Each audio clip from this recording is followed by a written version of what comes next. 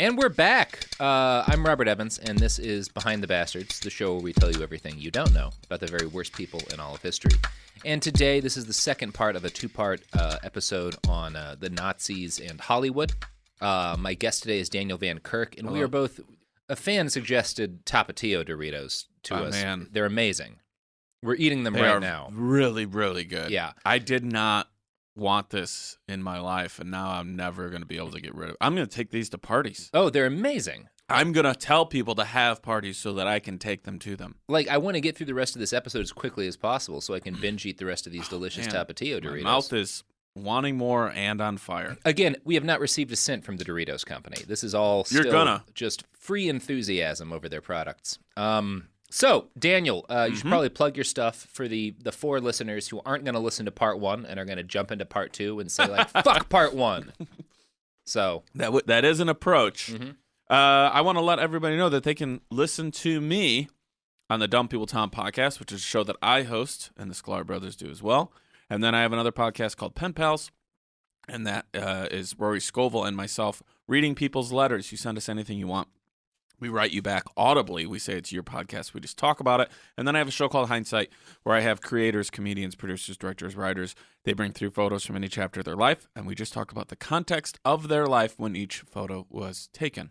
Speaking of context, yes, let's talk about the context of the 1930s. Now, in the first episode, we talked about how the early German censors basically threatened Hollywood with cutting Germany off from the movies entirely unless they made certain changes to the movies in order to make them more palatable for Germans. And, you know, this led to Hollywood not attacking the Nazis directly and really not even really mentioning Judaism much at all. Yeah, because the Nazis ramped up their control and they ramped up the profitability for Hollywood at the same time. And it was a gradual thing where they'd ask for one thing and then a little bit later they'd ask for another. And that's how they do it, man. Yeah, and we also talked about The House of Rothschild, the movie made to be a rebuke of anti-Semitism that also kind of wound up being a little bit anti-Semitic too, which all credit to Zanuck. He's the only guy so far who's done the right thing. But yeah, he could be like, oh, tell me who did it worse than me? Because I'm the only one at this point who's is this done better than nothing? You prefer this to nothing? Right. Yeah. So it's important to note, like, again, one of the big questions here is were the studios collaborating directly with the Nazis, or were they just appeasing the Nazis in the same way that everybody was appeasing the Nazis in the 30s? And in order to sort of answer that question, one of the things that's important to note is that the U.S. has always had and still has a pretty virulent fascist movement. We've been seeing a lot more of that in the last year or so, but it was particularly prominent in the 1930s, and even in Hollywood, there were a lot of fascist sympathizers. This was made very evident by the production of a movie called Gabriel Over the White House. It was probably the first explicitly fascist fictional movie of all time. The basic premise is that a president suffers a terrible car accident and undergoes a personality change. He goes in front of Congress, castigates them for wasting America's money, and then demands them to declare a national emergency and vote him absolute power. While he's chastising Congress for fucking up the country, somebody calls him a dictator, and he snaps back, I believe in democracy, as Washington, Jefferson, and Lincoln believed in democracy. And if what I plan to do in the name of the people makes me a dictator, then it is a dictator based on Jefferson's definition of democracy, a government for the greatest good of the greatest number. So none of this is a satire, although some people have tried to say that since. This is not presented as a bad thing either. He's the hero. Really? The president who takes dictatorial control of the country to fix its problems is the hero. But see, it's so crazy because he says that thing where he says, what did he say, Jefferson's definition? Yeah, it's the greatest good for the greatest number of people. Yeah, but the ending to that, the rebuttal to that is the greatest good for the greatest number of people without their choice. Yeah, without them having any sort of say in the matter. Right, yeah. That doesn't come up in the movie. So the movie was based off of a book, and the book had been written by a British man during a long boat ride who basically wondered to himself. A British man during a long boat ride. Yeah, wondered, wouldn't it be great if America became fascist? That was basically his... Nope. Yeah, I mean, he thought it would be. Now, he'd never ever been to America when he wrote this book. Yeah, he's got a lot of perspective. Never need to go to America to write a book about it. Yeah. So he writes this book, and William Randolph Hearst loves it. And William Randolph Hearst is like, this motherfucker's got to be a movie. So Hearst is the dude who decides to make this into a movie. No shit. Yep. The guy who wants to run everything? Yeah. Okay. So Hayes, the chief censor, was also actually the only person who raised any objection to the contents of Gabriel Over the White House. He worried that people might, quote, regard it as a direct indictment of the puerility and fallibility of today's government machinery and personnel, and that only by a blow in the head of the president and its consequent acts of a deranged man is enough righteousness and wisdom put into the executive branch of the government to lead. So that's his problem, is that like it's saying, well, you're saying the government's so fucked that the president needs a head injury to be good at being the president. So Hayes complains and changes are made to the film. They don't make the film any less fascistic. Instead, they make it clear to the viewer that rather than being addled in his accent, the president has been taken over by God, who is using him as a conduit to save the nation. Shit. Lines that emphasized his supernatural power were added. This is one of the people who knows the president of this movie talking about it. So what if it wasn't so much about him getting injured, but just spiritually woke in the name of Jesus Christ? Yeah, what if he's a vessel for God that takes over the country and turns it into a dictatorship? That's a better idea. I'm William Hayes, censor. Yeah, right. So here's a line of someone talking about the president in the movie that was added as a result of Hayes' suggestions. Quote, there's something about him, something new and terribly strange, which deprives you of volition or of any capacity to act and think for yourself. It is easier to give way than to continue fighting for your ego. You become content to serve and wait his pleasure. Again, this is not portrayed as horrifying. It's a good thing. It's good that the president's godly aura has taken over your mind. With and all you can do is serve goal him. of dictating our government. Yeah. So Gabriel Over the White House was unique at the time because it was the first big Hollywood production to actually address the Great Depression. For the first couple of years of the Depression, Hollywood had avoided commenting on the issues of the day in any of their movies, thinking it would be a bad idea if they were seen as trying to wade into politics or social issues. I wasn't even thinking about that. That the Depression's going on too. And this was the first major studio movie to address the country's economic problems, posits fascism as a solution. But see, isn't that kind of the vacuum that was also happening in the 1920s in Germany? Yeah, I mean, yeah. That's to say, there's like this vacuum here for like a need of like pick us up. Yeah, and it's evidence that the same trends that put Hitler into power could have easily put a fascist into power into the United States, because clearly people are thinking along those lines. Wouldn't it be great if some strong guy could just come along and fix with everything? The answers? Yeah, it's always a threat. Germany wasn't the only country that had that current running through it. So Gabriel Over the White House premiered in Berlin in February of 1934. Obviously, it passed the censors. The Nazis loved this movie. Yeah, this is great. It played for 15 consecutive days in its first run. Ironically, Hayes' changes actually put the movie more in line with a key Nazi concept, Führerprinzip, or the leader principle. This was sort of the core of Nazism, like one of the core kernels of Nazi ideology is the Führer principle. It evolved out of the social Darwinist theories of a guy named Hermann Graf Kayserling, who felt that certain individuals were, quote, born to rule. The book Darker Legacies of the Law in Europe cites the work of a guy named Huber who gives a good explanation of the Führer principle. So I'm going to quote that. Mm-hmm. In the Führer, the essential laws of the Volk, which is the people, come into manifestation. By allowing these essential laws to emerge, he sets up the great common objectives that have to be realized. The Führer embodies the overall will of the people as an objective historical quantity. So the idea of the Führer principle is that like there's this, the will of the people can become manifest in a man, and it's almost a supernatural thing. And he's chosen by destiny to embody the people's will, which is exactly what Hayes' changes had made it from, like, the president gets hurt in the head and it makes him more decisive, to God chooses the president to be the vessel of American greatness. And from the viewpoint of the people, not only is he of us, he is us. Yeah, he is us. He speaks. We speak through him. Exactly. So Hayes had inadvertently made Gabriel Over the White House even better Nazi propaganda as a result of his censorship. Which hopefully was an accident. Yeah, I think it was an accident. Yeah, we'll give him a mulligan on that. Yeah, we'll give him a mulligan on accidentally making Nazi propaganda. Yeah. Who hasn't? You know, we all... Rothschild accidentally was. Mm-hmm. Yep. So a Nazi newspaper, Der Angriff, which means the attack, let a man named Brandt... So aggressive. Yeah, well, it's the Nazis. I know. The attack and the stormer. Like somebody in the writer's room for Nazis should have been little on the nose. We're calling ourselves the little attack. On the nose.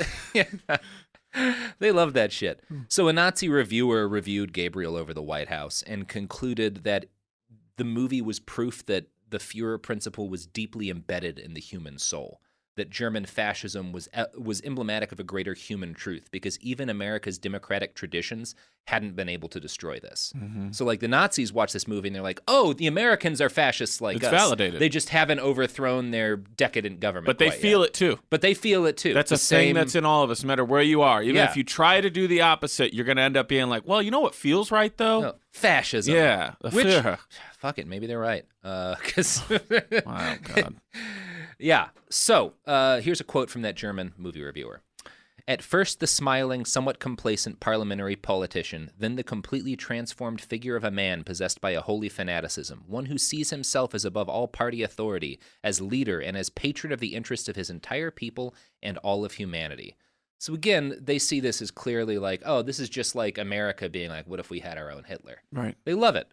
So movie President Fascist even got to commit a mass murder of his own. Really? That's part of the movie. Oh, yeah. Gabriel does this shit over the White House? Yeah.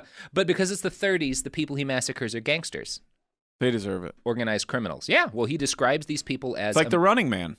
Like the Running Man. As long as these people are like prisoners in jail, who cares if we watch them If they've committed a crime, it's okay to kill anybody. Yeah. Absolutely. Yeah. The movie president describes these organized criminals as, quote, a malignant, cancerous growth eating at the spiritual health of the American people. The only way to deal with gangsters is to eliminate them, so that our citizen pursuing his peaceful way will no longer be forced to conduct his business in the shadow of extortion and debt. At one point, again meant to be a heroic moment, the president gets the head gangster and his men into a court-martial and sentences them all to die. You're the last of the racketeers, he said. And why? Because we have in the White House a man who has enabled us to cut the red tape of legal procedures and get back to first principles. An eye for an eye, Nick Diamond, who's the head of the gangsters. Mm-hmm. A tooth for a tooth, a life for a life. So President Movie Fascist sets up a concentration camp on Ellis Island. No shit. And personally oversees the execution of all the gangsters. Yeah. Now, had concentration camps already begun? They'd been happening for decades and decades. In Germany? All over the world. In Nazi Germany? All over the world. In Nazi Germany, it happens as soon as the Nazis are in power. They start...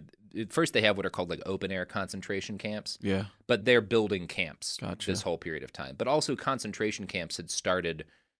we did a whole episode on this, but they were very well established at this point. So he lines up all the gangsters because puts them in a camp you're first. corrupt people and he stealing he money. Them. Yeah. And I'm going to kill you all. He and calls then them beasts. And then the Nazis watch this and go, now bear with me. What if, think gangster, but let's write J-E-W.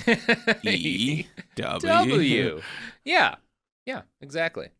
So the Nazis loved this movie, but high-ranking Nazis like Joseph Goebbels are actually very frustrated by it. Really? He liked the movie, but he hated how much better American studios were in making fascist propaganda. He felt that actual Nazi filmmakers were often absolutely atrocious. Hitler, for his part, didn't like propaganda entertainment. Hitler's feeling was that, quote, it makes me sick when I see political propaganda hiding under the guise of art. Let it be either art or politics. Give me King Kong or give me a newsreel. Yeah. But don't give me both. Which is why the most famous Nazi propaganda film is Triumph of the Will, the famous Leni Riefenstahl movie. If you've seen clips of German Nazis marching in Hitler's speech, it's probably from Triumph of the Will. Right. It's like the most famous explicitly propaganda film of all time. But it was not overwhelmingly popular. In fact, in Nazi Germany, in the year that Triumph of the Will was released, 1935, in that year, 9 American films outperformed it at the box office. So, per last episode, when I said, well, they'll all go see it if it's American film, that's not necessarily true. No, they won't go see a German fascist propaganda movie, but they will all go see American movies that are regarded as being because the American movies are entertaining. So Gabriel over the White House performed the best? It performed well. Oh, I thought you said there was 9 movies that performed better than it. Better than Triumph of the Will. Oh, sorry. Yeah. I misstepped. Triumph of the Will actually isn't in the top 10 most popular movies in Germany the year it was released. Yeah. It was not, because it's great if you want to scare people about how powerful New Germany is. Right. But nobody watched that movie and got convinced of anything. Right. Right? Gotcha. Okay. So I'm going to read a quote from the collaboration, which is talking about sort of how the Nazis' propaganda movies were not particularly successful in Nazi Germany. In a sense, the most successful Nazi propaganda film of the 1930s was not Triumph of the Will, commissioned by Hitler, but The Lives of a Bengal Lancer, produced by Paramount. Now, The Lives of a Bengal Lancer was a very popular movie at the time. In the United States, it was nominated for 7 Academy Awards. It focused around a unit of British cavalrymen defending their headquarters in Bengal from a local Indian uprising. Gary Cooper played a leading role. The bad guy, Muhammad Khan, was probably the first character in history to use the line, "We have ways to make men talk," in a torture scene. So that's where that came from. You've heard different variations of it, but that's where that yeah. originated from. The Nazis loved this movie because it yet again provided a perfect depiction of the Führer principle at work. The colonel in charge of the British cavalry unit is depicted as infallible. He's not even willing to negotiate with the enemy when they capture his own son. One of the colonel's soldiers criticizes him for this and gets harangued by a major who basically outlines Nazi racial theory in a few words. "Man, you are blind. Have you never thought how, for generation after generation here, a handful of men have ordered the lives of 300 million people? It's because he's here and a few more like him. Men of his breed have made British India, men who put their jobs above everything. He wouldn't let death move him from it, and he won't let love move him from it. When his breed of man dies out, that's the end, and it's a better breed of man than any of us will ever make." And it's worth noting, as Erland does, that in the German version of this movie, the major says a handful of white men protect 300 Indians from chaos. So, the movie was actually edited by Hollywood to make it more racist for the Nazis. No. Yeah. Watching this movie gave Joseph Goebbels the insight that in effective propaganda, a hero does not always speak heroically, but he acts heroically. In other words, it's more effective to make a propaganda movie that doesn't say what it's propagandizing for. Shows it. That shows it. Yeah. Exactly. The Life of a Bengal Lancer became one of Hitler's favorite movies of all time. The Hitler Youth screened it for tens of thousands of young Nazis. Gert Eckert, their leader, noted ruefully, "It is shameful that our filmmakers lack the courage to make a movie like The Lives of a Bengal Lancer." So when we think of Nazi propaganda, we think of Triumph of the Will. When Nazis thought about effective Nazi propaganda, They thought of Gary Cooper. they thought of Gary fucking Cooper. Shit. Thanks, Paramount. Yeah, these are not the only pro-fascist movies made by Hollywood in this time. There was another film called Our Daily Bread that was a great example of fascism in Hollywood in the 30s. On its surface, the film was about a bunch of unemployed men who start a farm together. At one point, all the men sit down to try to decide how to organize their new society, right? One guy suggests basically anarchy where everybody's equal. One guy suggests a democracy where everybody votes. And then one dude's like, what if we make the protagonist of the movie, what if he's just in charge of us and we all blindly follow whatever he says? And then everybody cheers and immediately realizes that this is the best way to organize But would they things. tell you in Hollywood that this also is a response to the Depression? Yeah. Of like, these people don't have anything, so they set out to go and make it on their own and farm their own land and not have to rely on the government falling out from under them. Yes, but when they have to pick a leader for their group, everything is, all the different political styles are suggested, and they go with one guy as just an absolute ruler. Yeah. And they cheer that. Like that, like the Nazis loved, Our Daily Bread played for 55 weeks in Nazi Germany. Wow. Like more than a year. Yeah. Ernst Korel, production chief of UFA, the German film production company, actually wrote a report on the movie and basically said that it was such perfect fascist propaganda that it seemed like it had been made under orders from the propaganda ministry. Like that, he was like, this is such a perfect movie. I feel like Joseph Goebbels outlined the plot for them to follow. So the Nazis also loved Mr. Smith Goes to Washington and said that it was, quote, excellent propaganda that ridicules corruption and parliamentarianism in Washington. Jimmy Stewart doesn't like that. No, well, I mean, Jimmy Stewart bombed the Nazis in World War II. Yeah. Yeah. But they looked at it and saw, well, here's a movie about how shitty democracy is and how one guy with a vision has to come in and fix this corrupt town. You see that? Like, that's the key, because this is... I mean, you want to say that they're retrofitting it, right? But it's also there. It's there, and this is one of the things that's scary, because this is still the way movies work, where it's just, if you're telling a story, you got 90 minutes, you're trying to get a lot of... It's easier to have one person, you know? In history, it's usually big groups of people who make things happen. It's way easier to pick one protagonist, but that also...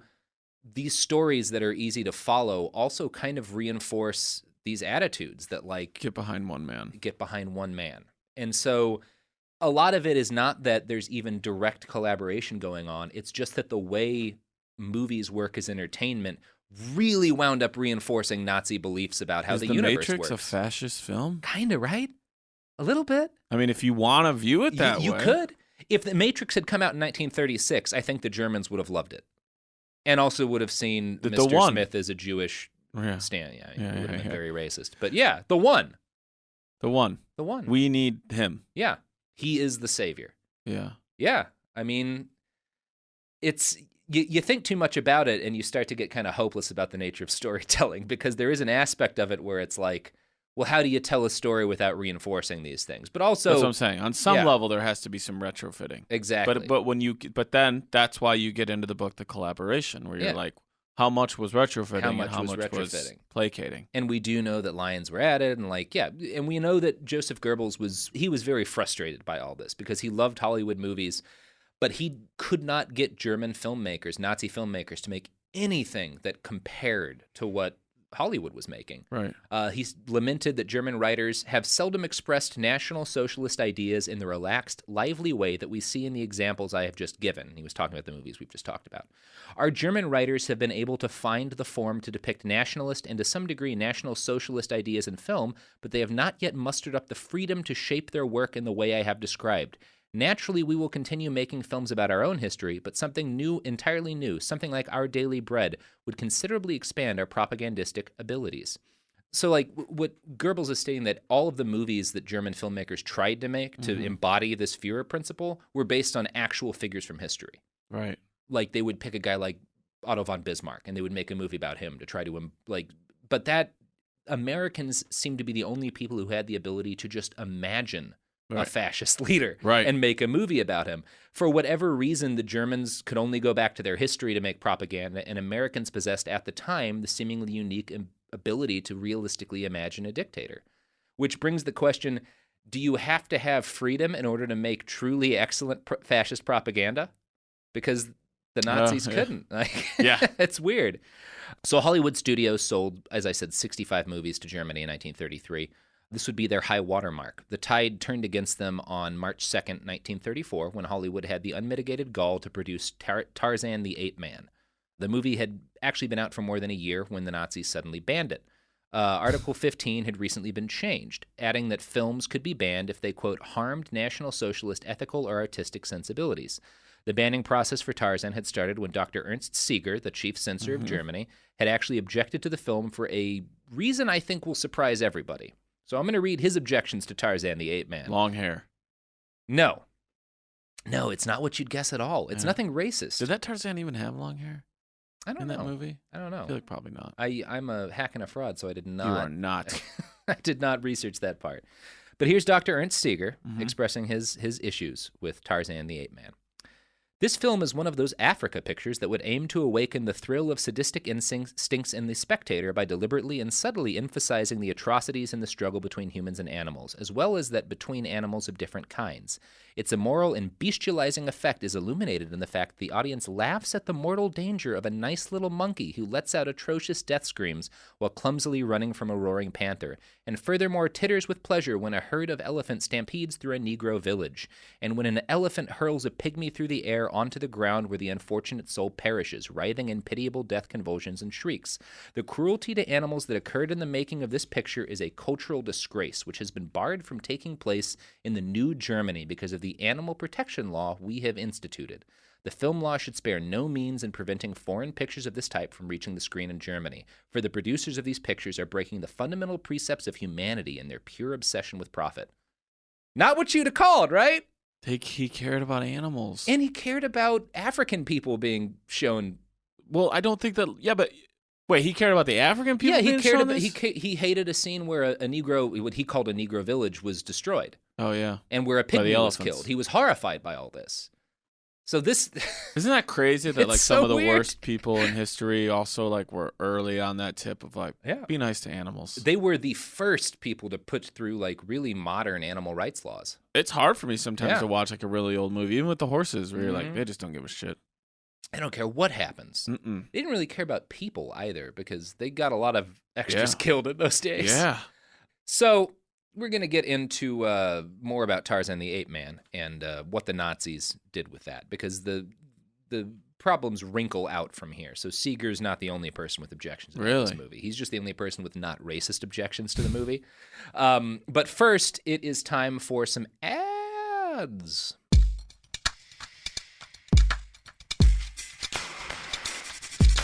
And we're back. Those were some great ads. I agree. Fantastic. People should take your advice on those. Yes. Please buy these products and or services. Now, we just talked about Seeger's surprising objections to Tarzan the Ape Man. Right. Well, it wasn't surprising he objected. Yeah, but surprising that he objected because it was cruel to animals and to people rather than... Is he a Nazi? I think so. I think at this point he would have had to have been a member of the party. I don't know if he, like most people who joined the party... I've just never thought of a Nazi and also simultaneously thought, good call. Yeah. It's weird, right? Yeah. I mean, even the Nazi clock is right once a day. There you go. Yeah. There you go. So everything we just talked about is why Seeger thought the movie needed to be banned. But he wasn't sure of his own judgment, and so he sent the film off to the propaganda ministry to basically get their input on the matter. And once they reviewed it, they concluded that, quote, this film must be considered dangerous. The Nazi state has been tirelessly trying to awaken in public opinion the highest sense of responsibility in the selection of a husband. It has also put a great deal of effort into freeing the ideas of marriage, womanhood, and motherhood from the superficial distortion of the past epoch, which was completely aimed at sexuality and making them honorable again. A film that puts pure libido in the foreground, that tends to imply that a jungle man, virtually an ape, is capable of the noblest impulses of the soul and is a worthy marriage partner, certainly runs against the tendencies of National Socialism with regards to population politics. So there's your Nazism. So to them, marriage is not just between a man and a woman, it's between a distinguished man and a woman. And you can't show a man who's basically an ape winning the affections of a noble German woman. Because they aren't of German caliber. Yeah. Essentially. Exactly. Right? They're not us. Yeah. So the propaganda ministry's problem with this is what you'd expect from the Nazis. Right. I'm just weirded out that Seeger's... Anyway. Yeah. So this sort of opened the dam for the Nazis banning movies. Seeger had only banned 2 or 3 titles a year previously, but after this he went kind of ban happy because now the precedent had been set that not only are we going to stop movies that are explicitly anti-German, but we will ban movies. Ideal. Yeah, exactly. We'll ban movies if we think they will harm our racial instincts. We'll ban movies just because we think they present... If in any way it infringes on what we're trying to do as a people, not who we are, not just who we are, our political motives and what we are as a country, but just our moral code, to go all the way back to me, of like, well, no, that's not how anybody should behave. Yeah, exactly. Not how a German would act or behave or view things. Exactly. So Seeger starts going ban happy after this. He cans a movie called Blonde Venus for being a lax depiction of marriage and morality that contradicts the nation's current emphasis on the importance of family. He bans Scarface, not the first Scarface, for making criminality look appealing. Is there do we know anything, though, about, like, you know how in our country back in the early 1900s we had the independents, the people who sought out on their own to do it, who were like, fuck your rules on what it has to be or whatever. Was there that in Germany of just these, like, not once artists? The Nazis were in charge. Really? I mean, any of the artists who... Or people who were like, I got a copy of Scarface and we're going to watch it. There may have been... I mean, but not in a documented sense that it felt like any sort of movement or collective of people. Not that I have any sort of information about. Because number one, you know, you're talking about having a copy of a film. You have like a reel at this point. So it's like a sizable thing. But also, like... the first couple of years the Nazis are in power, if you're an artist who could be making good movies, you're either out of Germany at this point or you're in a camp. Yeah. I mean, you know, that's what happened. Seeger bans Scarface, as I said, for making it look appealing to be a criminal. He bans all horror movies for being immoral and exciting people's base instincts. The Germans were not alone in this, or not alone in banning movies. The Fox film Caravan was banned in France for depicting a gypsy and a white man making love. How dare they? How dare they? And we'll get into Caravan a little bit because that's not even what was going on. But like everybody's racist back then. The Nazis are just a couple of steps racister. Yeah, they're much more efficient. They're super efficient at it. So by 1936, the situation had gotten very dark for the Hollywood studios. Dozens of films had been rejected for import, costing the studios millions of dollars. The only studios who could even afford to stay in Germany by this point were MGM, Paramount, and 20th Century Fox. The situation was so dire that Douglas Miller, the American Trade Commissioner in Berlin, wrote a warning letter back to D.C. He said, "It would be unfortunate for German-American relations if our motion picture companies no longer feel they have any possibility of selling films in Germany or any further interest in considering the German point of view." He also noted that If our film ties with Germany are severed, American film companies will jump at the chance of using stories which will portray Germany and the Germans in an unfavorable light, not because they desire to injure Germany, but because they are hungry for villains and desire a relief from the monotony of always using Americans or unnamed foreigners in this connection. So the government saw it as a bad thing if Hollywood was going to start making anti-Nazi movies. And that's another important... Wait, the U.S. government, yeah, because they didn't want war with Germany. At this point, there was still a big "we don't want war" movement in the United States, and so there was a real worry that the isolationism, exactly, and if Hollywood gets kicked out of Germany, they're going to start making anti-Nazi films, and that's going to push us closer to war. So this is another factor. It's just important to keep all of this in mind when we're thinking about the decisions being made by these people. So rather than pack up, the remaining studios decided to lean into the Nazis. In 1937, Paramount picked a manager for their Berlin branch who was a strong Nazi Party member. Fritz Steingold, who was the Gentile manager of MGM Germany, divorced his Jewish wife. She was later sent to a concentration camp. No shit. Yeah. Wait, so this is Paramount? That was MGM Germany. MGM. And yeah, Paramount's the one who picked a Nazi to manage their branch. Yeah, they had him manage their Berlin branch. And MGM's branch manager divorces his Jewish wife to please the Nazis. And she gets sent off. Yeah, she winds up in a concentration camp. And probably dies there. Yeah, I don't know exactly what happened to her, but probably not a good story. Yeah. What the fuck, dude? Yeah.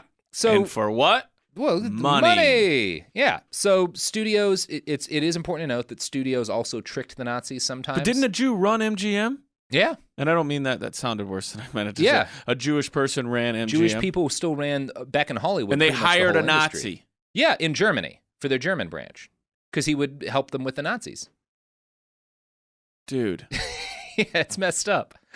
I was almost saying that to that person's ghost. Yeah, like, dude.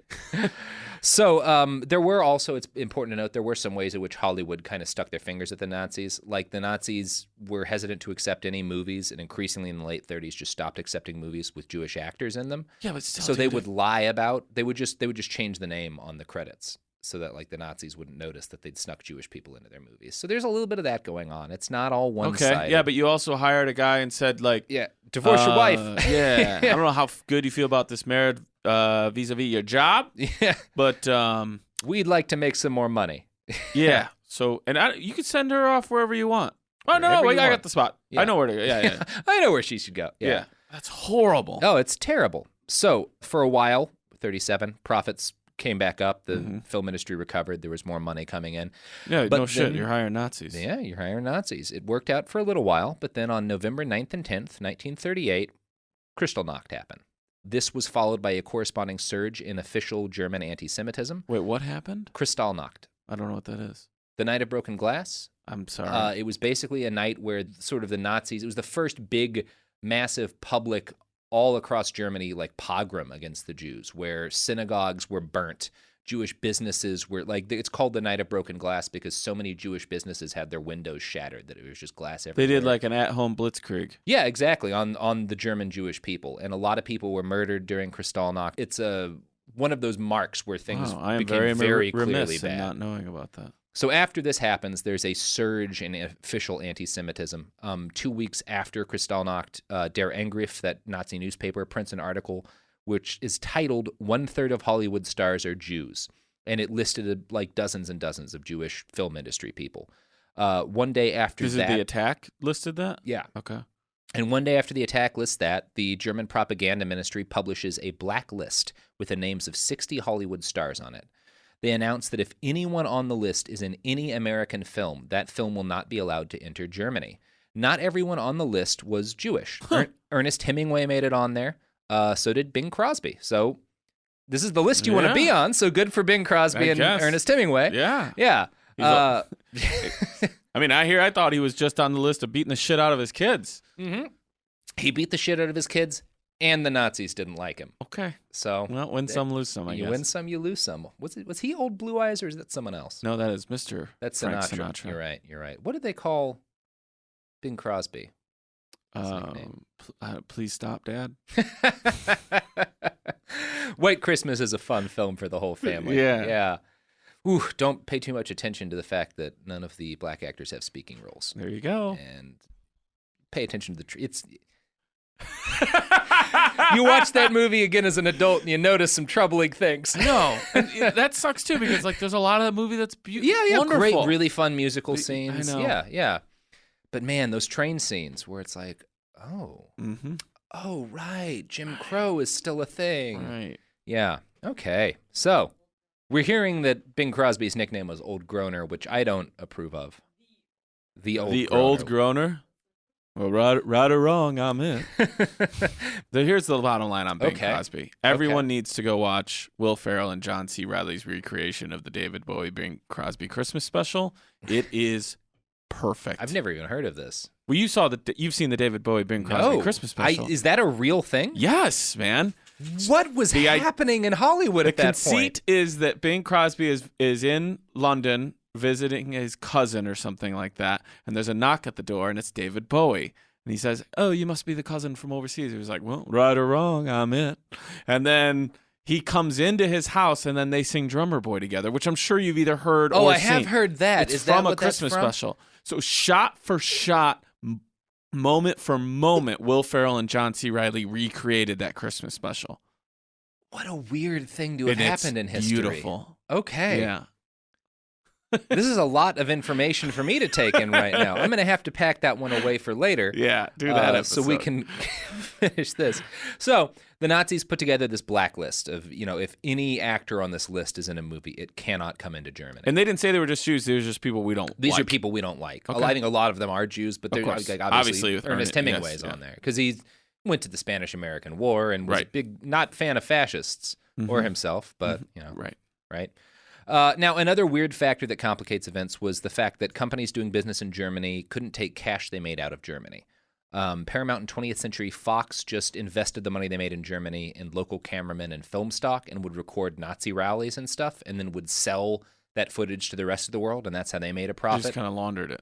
Yeah, it was put it was back legal in to get it back out. I'm saying, but you had to do something. You couldn't take the money directly out of it, right? MGM found a different tactic, and I'm going to read another quote from the collaboration. Here we go. In December 1938, 1 month after Kristallnacht, MGM discovered a way to export its profits more effectively. An American trade commissioner explained the process. MGM first loaned the money to certain German firms where credit was badly needed. MGM then received bonds in exchange for the loan and finally sold these bonds abroad at a loss of around 40%, which was a substantial improvement over previous losses. There was just one catch. Do you want to guess what the catch is? You want to guess what these firms are doing? Funding the Nazis? I don't know. The firms in question, the American Trade Commissioner said, are connected with the armament industry, especially in the Sudeten territory or Austria. In other words, the largest American motion picture company helped to finance the German war machine. Jesus. That's how they're getting their money out of Germany, loaning money to the people making German guns. That's not Hollywood. Cool. I know, man. It's dark. Do you remember Gamergate? Yes. Yeah, I'm assuming most people listening remember Gamergate. If you spent a lot of time reading the complaints that supporters of that movement made, you ran into the idea that criticism of any kind was bad, that critics shouldn't point out problems in games or flaws or troubling trends that these are emblematic of, that they should instead just describe what happens in the game directly. Right. They would have agreed with Joseph Goebbels because at the end of 1936, he made film criticism illegal in Germany and mandated film description instead. Here's an excerpt from one of those reviews. Perfect. The American film Honolulu is full of humorous ideas, refreshingly fast-paced, and contains dance sequences, catchy music, and gags about mistaken identity. A very pleasant entertainment. It is gratifying that it is able to bring harmless amusement to these serious times. That sounds like one of my pitches when I'm out trying to sell something. Yeah. There are things that happen that people find funny. There are mistaken identities in the movie. Yeah. Now, Technicolor presented an issue for the Nazis. And this actually presented an issue for racists everywhere. Because when Technicolor came out, Hollywood realized, white people look boring, so let's start casting people who aren't white in our movies because it's exciting, because now we can actually have people with different skin tones and it'll register. And so people who are not white soar in representation in Hollywood when Technicolor becomes a thing. And the Nazis do not like this. Right. So this is a big issue for the Nazis that Technicolor means that people who aren't white are increasingly characters in movies. They want one tone. They want one tone. That's Right. kind of the whole thing with the Nazis. Yeah. So we're going to get into how this has an impact on, the supposed collaboration. But first, ads. You all know the game. It's ads. Listen.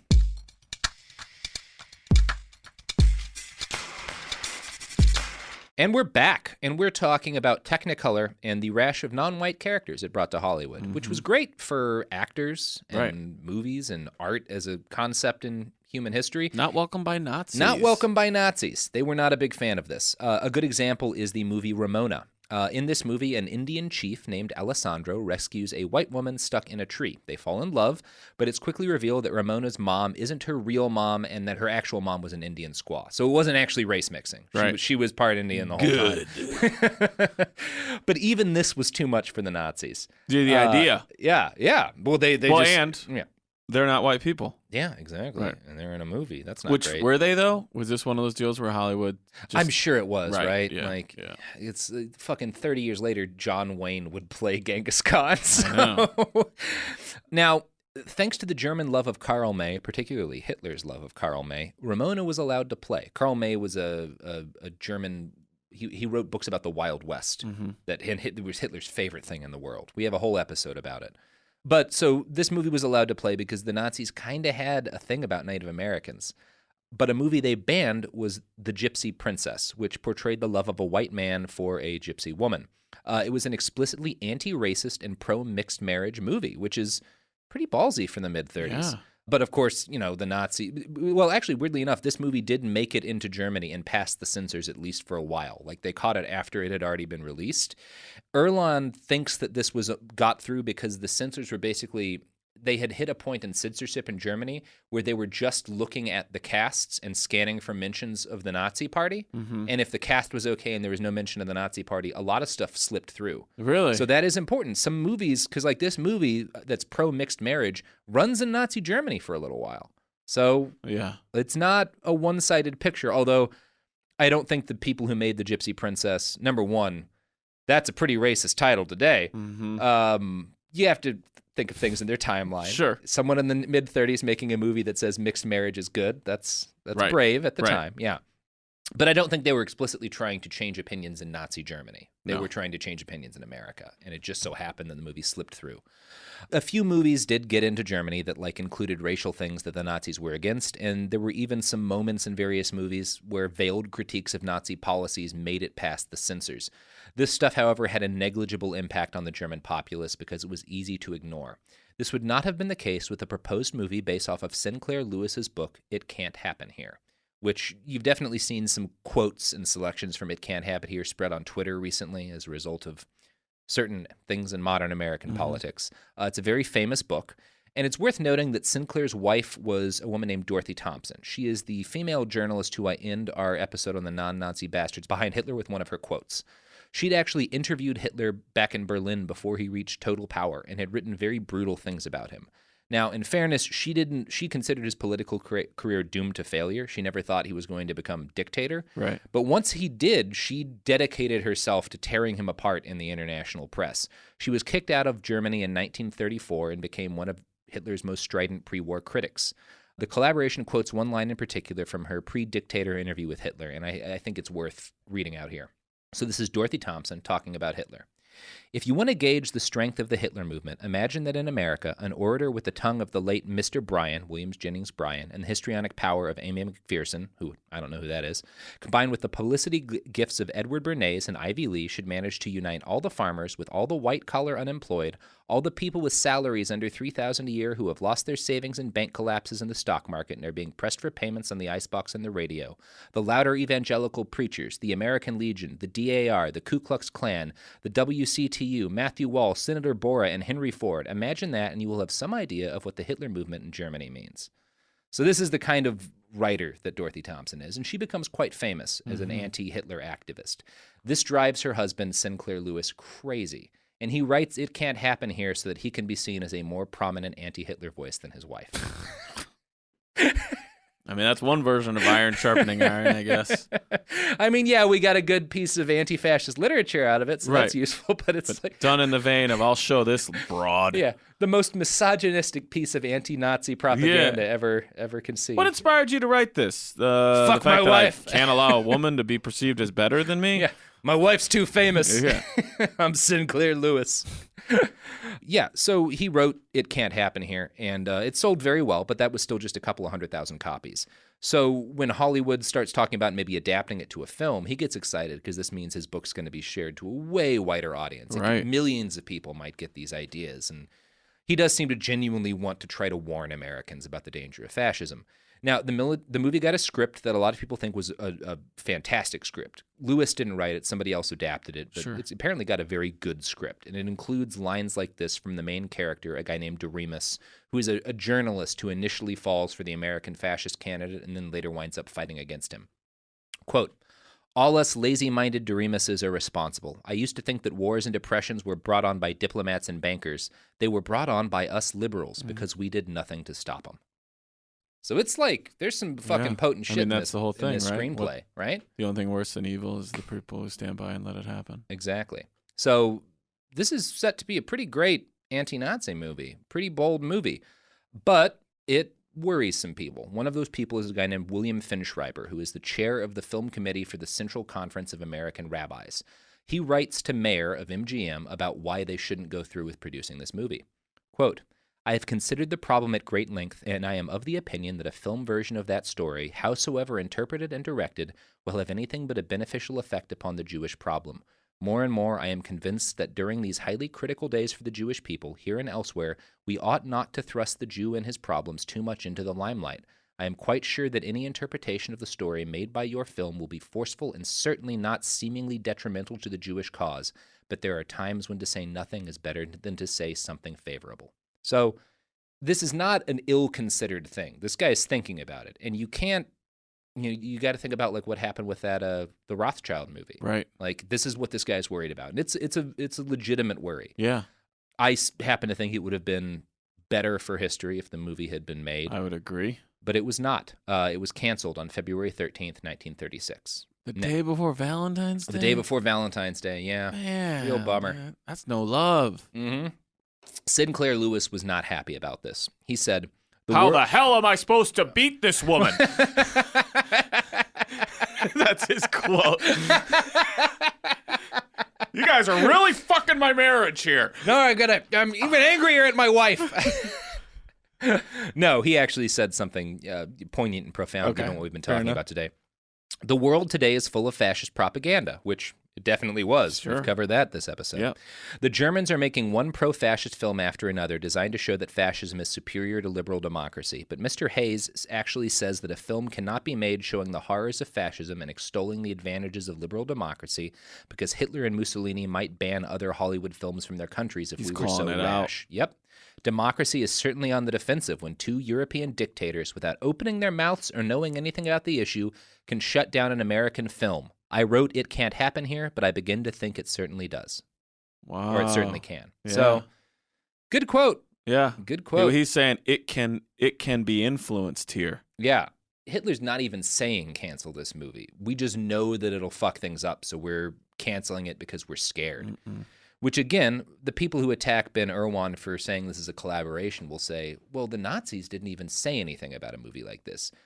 Irwan's argument is that basically the Nazis had already trained Hollywood so well that they didn't need to actively censor much. They knew how to respond. Exactly. The mouse had touched the cheese enough times. Exactly. Thank you for bringing mice into this again. Always. Yeah, it's important. If they're not here, they're in that damn movie theater. Mm-hmm.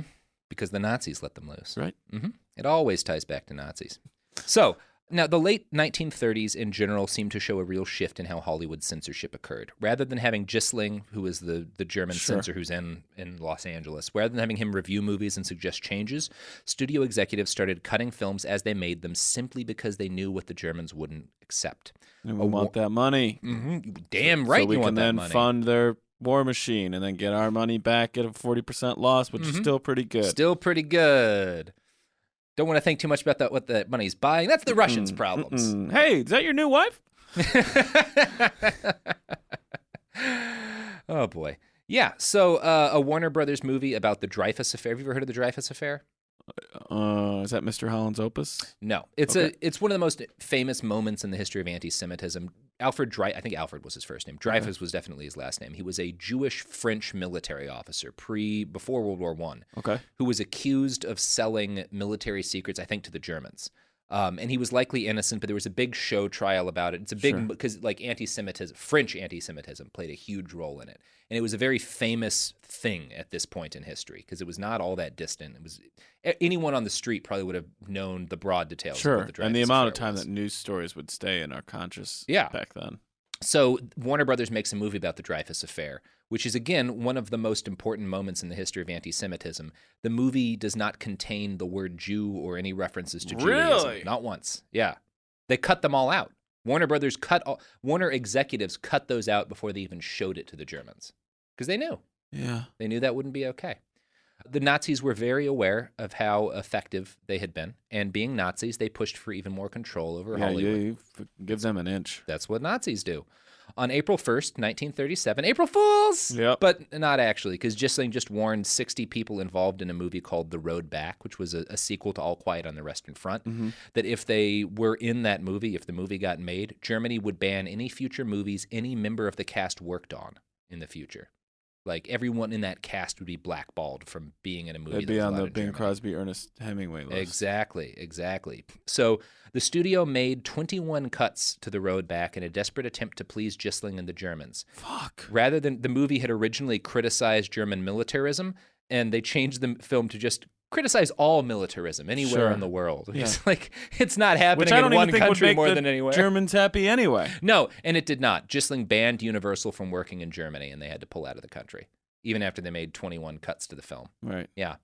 Now, there were several attempts in the late 30s to make The Mad Dog of Europe, which was that movie we talked about earlier, and other Nazi movies, but they were all defeated. F. Scott Fitzgerald actually helped write a script for a nihilistic movie about soldiers in post-war Germany titled Three Comrades. It would have had one of its main characters murdered by Nazis. At one point in the script, a character was supposed to shout, "There's more to fight for, better than food, better than peace, democracy, freedom, a new Germany. Isn't that worth fighting for?" But MGM executives deleted all references to Nazis and democracy from the final film. I felt like that would have gotten taken out. Cut democracy right out of that. No, that's not going to sell. Not in Germany. Three Comrades also had included a scene where a sympathetic character identifies as Jewish and expresses a deep love of Germany and a faith that their home country will protect them. MGM cut that too. When they showed Gissling the film for the first time, he loved it. How could he not? The film had basically been made for his specific tastes. Yeah. And that's also the version they released here? They didn't do like continental versions? Yeah, I mean, they would do slightly different versions, but those things were cut out in the American version too. Because again, they're cutting this stuff before they even send it to the censor. Yeah. As late as 1940, movies that were thought to inflame German sentiment were banned or heavily edited to remove all references to Hitler and Jews.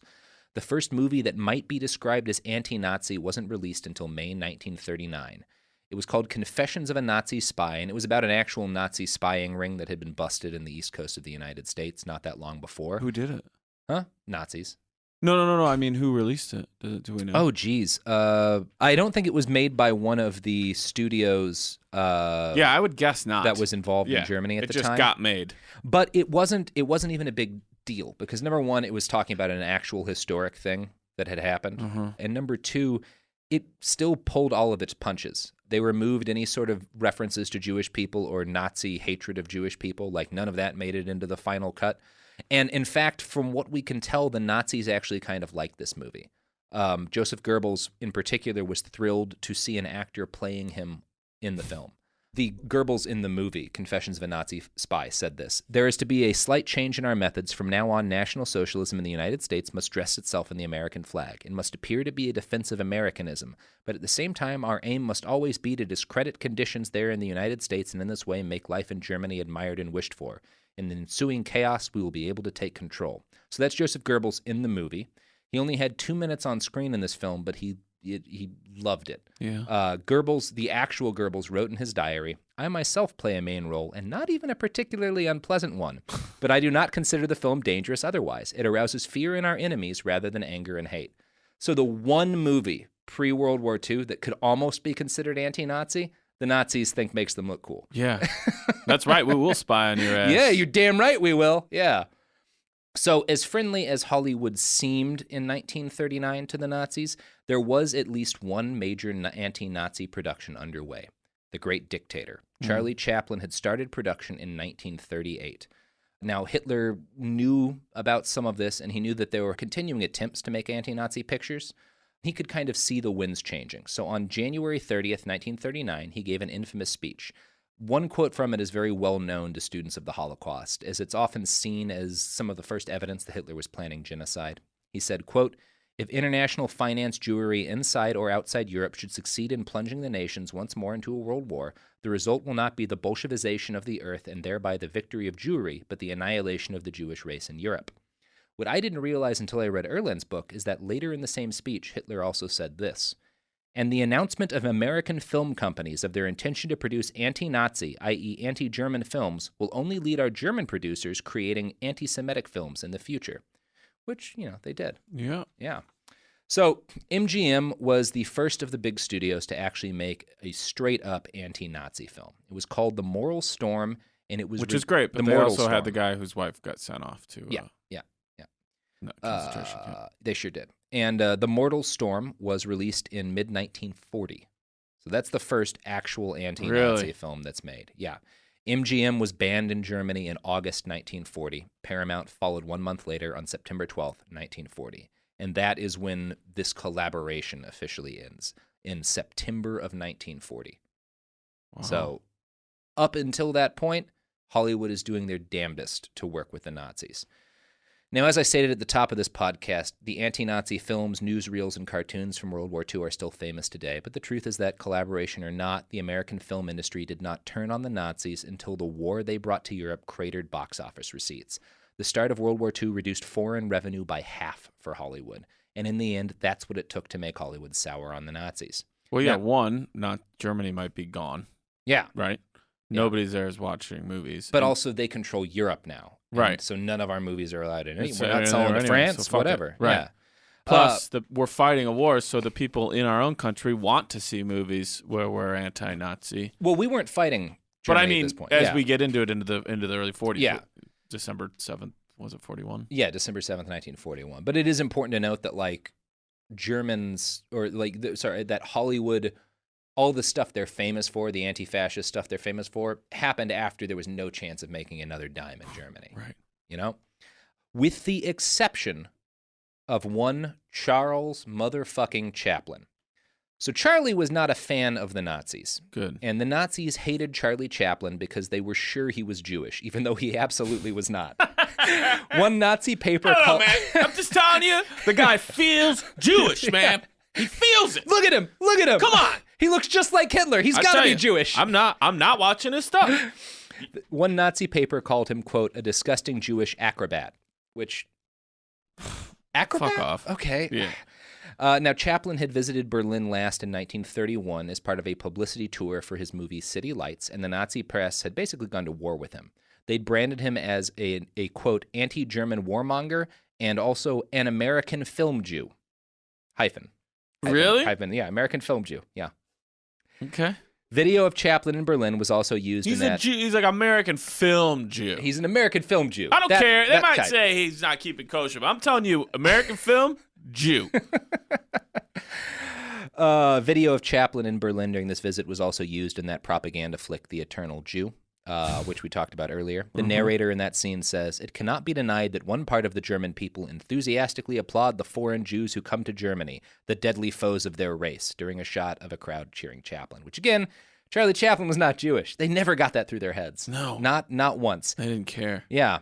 When Chaplin decided to make The Great Dictator, he used his own money to film it because no studio would agree to make this movie. Good. He used his own production house, thus bypassing the studios entirely. This is his apocalypse now, dude. Yeah, exactly. And Chaplin actually risked getting all of Hollywood films banned in Germany for doing this work because he started in 1938. Now, unfortunately, the film wasn't finished until 1940 because Chaplin was a perfectionist. Here's an excerpt from his autobiography where he talks about sort of how people's attitudes changed during the process of him trying to make this. Halfway through making The Great Dictator, I began receiving alarming messages from United Artists. They had been advised by the Hayes office that I would run into censorship trouble. Also, the English office was very concerned about an anti-Hitler picture and doubted whether it could be shown in Britain. But I was determined to go ahead, for Hitler must be laughed at. More worrying letters came from the New York office imploring me not to make the film, declaring that it would never be showed in England or America. But I was determined to make it, even if I had to hire halls myself to show it. Before I had finished The Dictator, England declared war on the Nazis. Then suddenly the Holocaust began, the breakthrough in Belgium, the collapse of the Maginot Line, the stark and ghastly fact of Dunkirk, and France was occupied. The news was growing gloomier. England was fighting with her back to the wall. Now our New York office was wiring frantically, "Hurry up with your film. Everyone is waiting for it." So it's a fucking tale of three acts in that one quote right there. Yeah, yeah. Unlike most of our episodes, this one ends with a hero. The Great Dictator was not the first anti-Nazi movie to come out of Hollywood. It was the second or the third, depending on your... But it was the first good anti-Nazi movie to come out of Hollywood. And it was also singular among... It was the first movie to depict violence towards and the murder of Jews by the Nazis. Yeah. Yeah. So, thank you, Charlie Chaplin. No shit, man. Yeah. Good guy. Hell yeah. Yeah. And he had to do it all himself. He was literally like, I'll create, produce, I'll and pay distribute for it. this fucking movie myself if I have to. This has to be done. And there is some evidence that he regretted it later in life. Hitler must be laughed at. Hitler must be laughed at, which he came to question that later in life just because of how horrible the Holocaust was. He wondered, like, should I have made this movie? Right, but we need to demean this person. That's what he thought before. Yeah, that's what I'm saying. Yeah. And I don't think he was wrong. Like, he and Zanuck are definitely the guys who are rightist in this. Yeah. They're the two people who fucking tried. Yeah. Yeah. Everyone else, you can either say whether or not you think it's a collaboration, but Hollywood certainly fell down on their job to sort of defend the ideals of the society that allowed them to exist. Until the teat was gone, not them. Yep. That's exactly right. They sucked the teat until the teat was gone. That's fucked up, man. Yeah. And just for money. For money. Yeah. But also, and I'm not trying to put any sort of like, you have to care because of who you are. I mean, everybody's entitled to their own opinion and viewpoint, but it's just hard for me, and I'll say full disclosure, I am not Jewish. I'm fine with someday being an American film -Jew, but the idea that these companies, these production companies, these studios are being run by people who are Jewish, and then they keep putting money over the persecution that I have a hard time believing they weren't aware of. And it's, again, I tried to make sure I presented, there were legitimate reasons for the Jewish community to worry that addressing the issue at all would make things worse. I get that, but some of it doesn't, not in every case we've gone over. Yeah, you don't have to keep profiting from the Nazis. Right. You could decide we shouldn't make a movie right now because it'll inflame things, but we're not going to give them movies. Yeah. And nobody did that. A principal moral stand could have been taken, and it was not, other than by Zanuck of 20th Century, and who also did business in Germany, so he still made money off the Nazis. And Chaplin, who legitimately did not try to, who was pretty stridently anti-Nazi from day zero. Let me ask you this, and you can say pass. We're not getting into that on this episode, Dan. But how far are we from major Hollywood studios that directly attack our current government that's situation? happened, right? There's like a cartoon about... But I mean like a big movie. The Post The Post did it without doing it. I don't think it can be that far, right? I don't think so either. Nor do I think that there's anybody who doesn't want to. I'm not saying that that's a movement. I don't think it will be a particularly brave thing to do in our current cultural climate because there's so many people are making fun of the president right now. What scares me more is China, which not to compare the Chinese government to the Nazi government because there's no comparing the modern Chinese government to the Nazis. But you have a case where a government does have a troubling human rights record, is doing really bad things. They won't even let Winnie the Pooh air there. Exactly, and they've locked 1 million Uyghur Muslims up in one of their areas. Probably. Yeah. We don't know if there's really a 1 million-person concentration camp in China, but there's some evidence that that's being done. Think about that. And Eric Prince is involved. But we do know that this is a government with a troubling history of human rights abuse, and Hollywood also is totally dependent upon China. Yeah. Like, it is a huge deal. So my question is, if something in the future happens where the Chinese government is caught doing something terrible, does Hollywood blacklist any mention from that out of the knowledge that it will cut out the Chinese market? And also, would the Chinese government be willing to cut Hollywood entirely out of China in order to make that kind of statement? We don't know what would happen, but I will say, based on this, I don't expect any more courage out of the modern studio heads in Hollywood than we got out of the ones in the 30s. Yeah. I don't either. Yeah. So. Damn, dude. And then the war started, and everybody wanted to make their anti-Nazi movies. And then Mickey Mouse is fighting Hitler as opposed to entertaining him. Yeah. Yeah. Huh. Yep. This is crazy. Hooray! All right. Daniel, you want to plug some pluggables? Sure. I'd like to let everybody know, if you go to danielvankirk.com or you follow me on any social media platform where I'm at Daniel Van Kirk, I might be coming to your area. The first leg of my Together tour starts in Houston and then heads over to Austin, Dallas, Lafayette, and Baton Rouge. So Texas, then Louisiana. And that's just the first leg. I'm also going to be doing some more Southeast stuff, then the Northeast and the Midwest, and keep going around. So check for those legs to be added. You can do all that at danielvankirk.com or follow me at Daniel Van Kirk and listen to the podcast that I do. Well, you say hello to my old hometown, Dallas, for me. I will. I don't go back there in the summer ever. And you don't want to swim through it? No, I don't. No, that's why I moved to fucking Los Angeles. So I don't have to live through another goddamn summer. Air is thick. Yeah. No, it's 100% humidity. Yeah. You're swimming through it is right. Everyone lives inside an armpit for 7 months. Mm-hmm. Yeah. So, I'm Robert Evans. You can find me on Twitter at iWriteOK, just 2 letters. You can find my book on Amazon, A Brief History of Vice. You can find this podcast and all of the sources for this episode, including Ben's wonderful book, The Collaboration, on our website, BehindTheBastards.com. You can also find us on Twitter and Instagram at @BastardsPod.